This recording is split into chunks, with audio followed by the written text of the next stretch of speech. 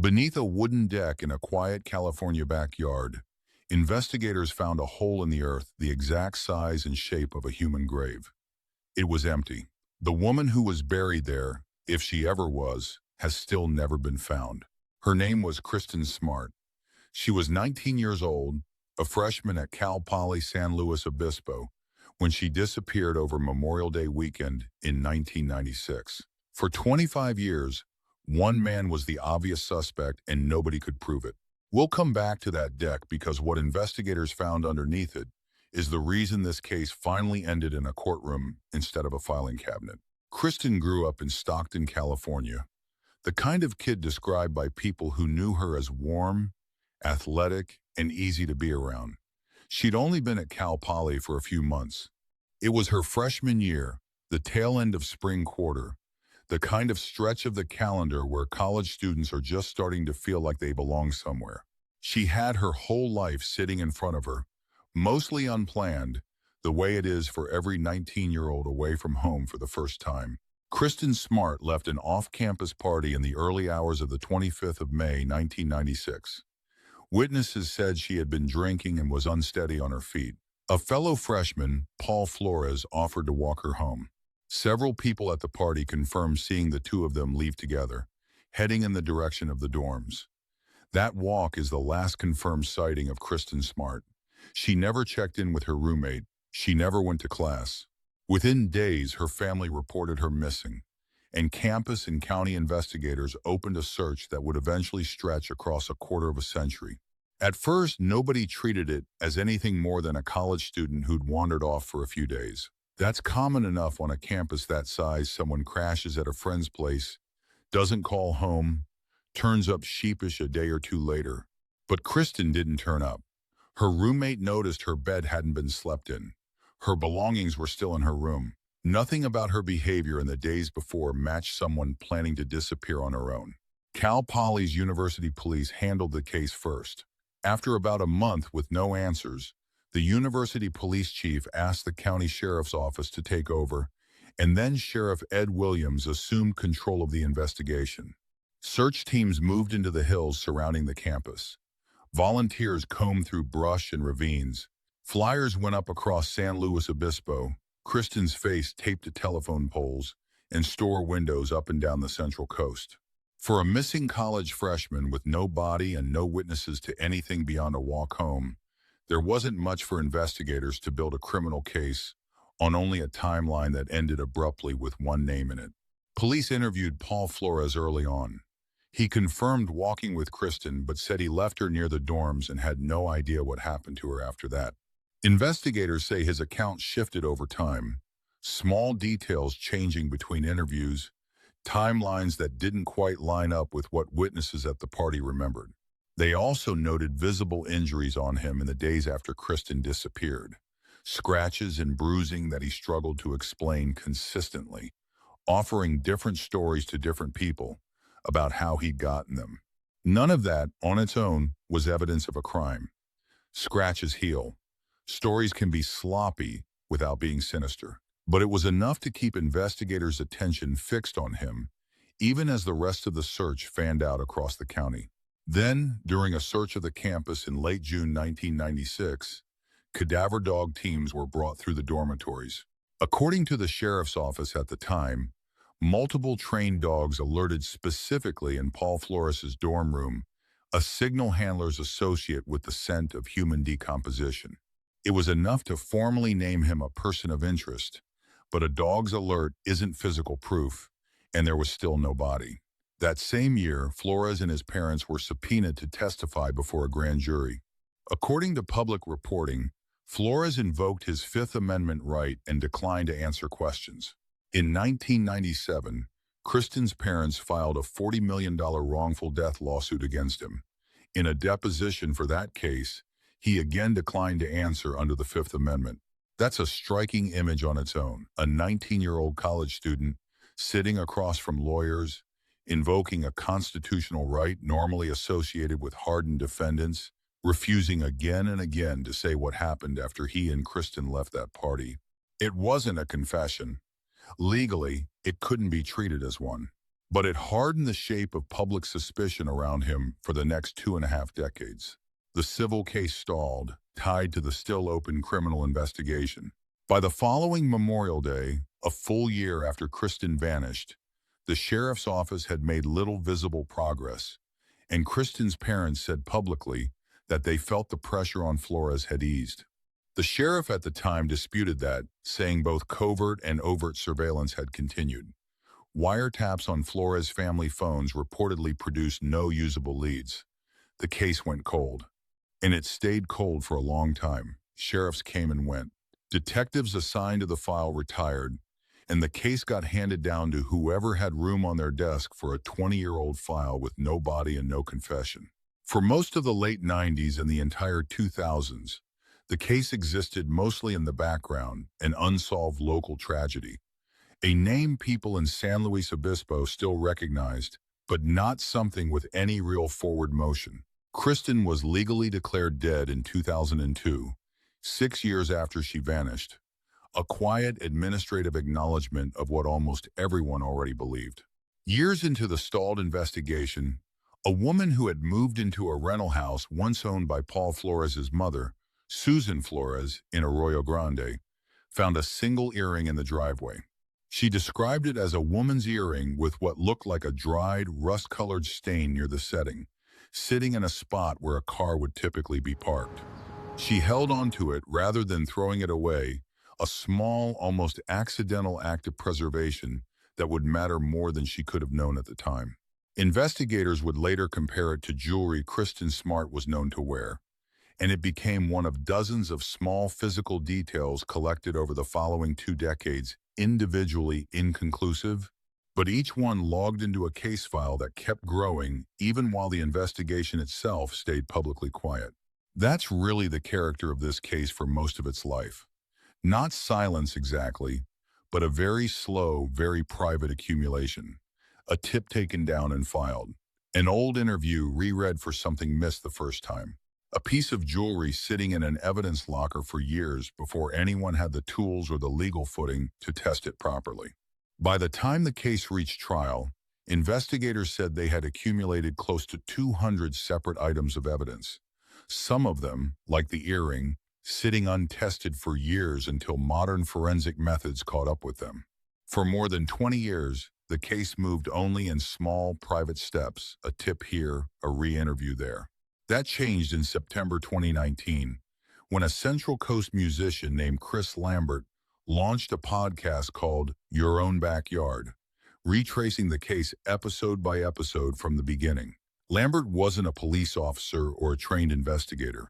He was a local musician who'd grown up hearing about the case and decided to actually dig into it himself. He tracked down people who'd been at 96 Party, compared their accounts, and laid the inconsistencies out publicly for the first time in one continuous narrative, something no official press release or news segment had ever really done. The podcast built a large, devoted audience over its run. People who had never heard of Kristin Smart before suddenly emailing in tips, sharing old photos, remembering conversations from a quarter-century earlier. The San Luis Obispo County Sheriff's Office later credited the podcast with bringing forward a key witness and generating what officials called valuable new information. It's worth sitting with how unusual that is. This wasn't a case where amateur sleuths online got ahead of themselves and pointed fingers at the wrong person, a pattern that's caused real damage in other high-profile disappearances. This was methodical, sourced, and it fed directly back into an active law enforcement investigation in a way that actually moved the case forward instead of muddying it. Around the same time, a cold case detective reopened the file with modern investigative tools that hadn't existed in 1996, better data analysis, better ways of tracking digital communication. Investigators obtained a warrant to monitor Paul Flores' phone and digital communications. In February 2020, they searched his home directly. According to reporting on the case, that search turned up prescription sedatives, and a review of his search history reportedly showed he had downloaded pornography depicting the rape of intoxicated women, along with footage of him with women who appeared to be unconscious. 2 months later, in April 2020, Investigators returned to the home and seized additional physical evidence, along with his digital devices. None of it was made public in real time. It built quietly, warrant by warrant, for months, while on the surface the case still looked exactly as stalled as it had for the past 2 decades. By 2021, investigators turned to a different property entirely, the Arroyo Grande home belonging to Paul Flores' father, Ruben. Using ground-penetrating radar, a technology that detects disturbances in soil density, they identified an anomaly beneath the home's wooden deck. Separately, tips generated by Lambert's podcast after he appealed directly to listeners in a later episode pointed investigators toward the same general area of rural Arroyo Grande as a possible location connected to the case. Two completely different threads of investigation, one official and technological, one public and grassroots, were converging on the same patch of ground. In March 2021, investigators dug at the site. What they found, officials later said, was consistent with a grave that had since been emptied. Disturbed soil in a size and shape matching a human burial, with no body inside. Prosecutors would later argue this was a temporary grave, a place to hide a body immediately after a crime, before moving it somewhere more permanent and harder to find. It was, 25 years in, the first physical evidence that placed the word grave directly into the case file. On the 13th of April, 2021, almost the exact 25th anniversary of Kristin's disappearance, Paul Flores was arrested and charged with first-degree murder. His father, Ruben, was arrested the same day and charged as an accessory after the fact, accused of helping hide and later relocate Kristin's body. San Luis Obispo County Sheriff Ian Parkinson announced the arrest publicly, crediting decades of investigative work along with the renewed public attention brought by the podcast. 25 years after a 19-year-old walked home from a party and never arrived, two men were finally in handcuffs, and a case that had outlived one sheriff, one generation of investigators, and Kristin's own declared legal death in 2002 was finally headed to trial. The joint trial of Paul and Ruben Flores opened in the summer of 2022 in Monterey County, where it had been moved due to the intense pretrial publicity in San Luis Obispo after so many years of local news coverage and now a wildly popular podcast. Prosecutors worried an unbiased jury pool simply didn't exist anymore in San Luis Obispo County. It lasted 3 months and, according to the podcast host who covered it gavel to gavel, involved somewhere between 80 and 100 witnesses. Prosecutors built the case in roughly chronological order. Kristin's family first, then the last people to see her alive, then the party itself, and the guests whose accounts contradicted what Paul Flores had told police in 1996. From there, prosecutors moved into the physical evidence. Jurors heard from the detective who had processed Flores's Cal Poly dorm room in June 1996, using an alternative light source designed to reveal traces of blood or bodily fluid invisible to the naked eye. He testified the room had already been cleaned by the time he arrived, but that he still collected fibers and hair and cut out a section of the mattress he suspected contained a semen stain. That same mattress was later seized entirely, after handlers reported a cadaver dog had alerted to it. Jurors also heard from a human remains detection dog handler with decades of experience, walking through what those 96 alerts in the dorm room had meant. Then came the soil science from the Arroyo Grande testimony intended to establish, physically, that a body had been present there and later removed. Forensic experts explain how decomposition changes the chemistry of soil in ways that can still be detected years, even decades later, long after any physical remains are gone. It was dense, technical testimony, the kind that doesn't play well in a highlight reel but mattered enormously to the jury. It was the closest thing the prosecution had to physical proof that Kristin's body had actually been in the ground at that property, even without the body itself. The defense argued that circumstantial evidence, however extensive, still wasn't proof. There was no body, no confession, and no single piece of forensic evidence that alone placed Kristin's death beyond dispute in either location. They pushed back hard on the reliability of decades-old cadaver dog alerts, on eyewitness memories that had had 25 years to shift and blur, on the idea that a hole in the ground proved anything definitive about what had once been in it. In October 2022, the jury reached its decision. Paul Flores was found guilty of first-degree murder. His father, Ruben, was found not guilty of being an accessory, the jury concluded. Prosecutors hadn't proven, beyond a reasonable doubt, that he had knowingly helped hide his son's crime, even while convicting that son of killing her. It's a strange, uncomfortable split verdict.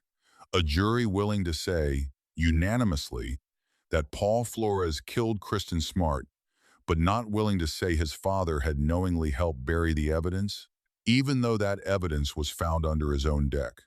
In March 2023, Paul Flores was sentenced to 25 years to life in prison.